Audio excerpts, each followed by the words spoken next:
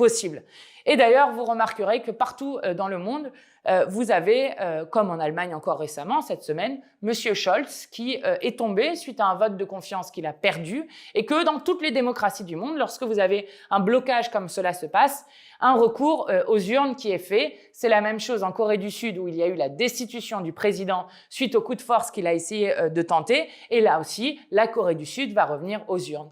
Donc, nous demandons le retour aux urnes et c'est pourquoi nous demandons la démission d'Emmanuel Macron qui ne cesse de grandir dans le pays. C'était De Villepin encore qui le demandait cette semaine. Même Apathy dit qu'il est inéluctable d'aller vers une présidentielle anticipée. Donc, ce que nous allons faire en 2025, c'est d'abord censurer Bayrou, puis ensuite, nous nous occuperons de faire en sorte soit de destituer M. Macron, qui est l'origine du problème, et tout le monde comprend que c'est Emmanuel Macron qui est le problème et le blocage dans le pays, ou qu'il démissionne, et dans tous les cas, il ne tiendra pas, parce que pour que vous réalisiez, il reste 30 mois sur le mandat d'Emmanuel Macron. Donc, s'il veut tenir 30 mois, ça veut dire qu'il doit utiliser au moins 10 Barnier ou Bayrou pour pouvoir tenir ce qui est strictement impossible. Donc, à un moment ou à un autre, il va devoir partir, la situation va l'y obliger et nous aurons alors un retour aux urnes. Ce retour aux urnes, il faut d'ores et déjà nous y préparer parce que dans la Constitution, lorsqu'un président démissionne, il y a entre 20 jours minimum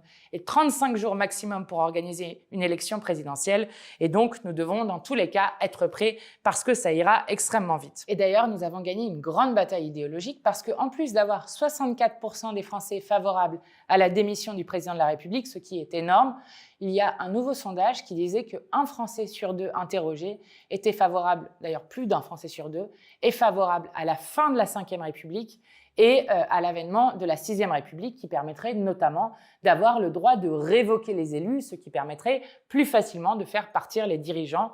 Bref, le fait d'avoir fait tomber pour la première fois depuis 62 ans le gouvernement Barnier donne aussi l'envie au peuple français de pouvoir faire partir leurs dirigeants lorsqu'ils ne respectent pas ni le résultat des urnes, ni la Constitution, ni la souveraineté du peuple. Et je trouve que c'est une excellente chose pour nous. Je termine juste en vous disant un petit mot pour vous dire que cette semaine, la loi de gestion a été votée, donc c'est la loi spéciale qui permet de continuer sur les services publics, etc. Donc tous ceux qui jouaient les démagogues de peur pour expliquer que si la France n'avait pas de budget, nous allions nous effondrer, je ne sais quoi, c'est absolument faux.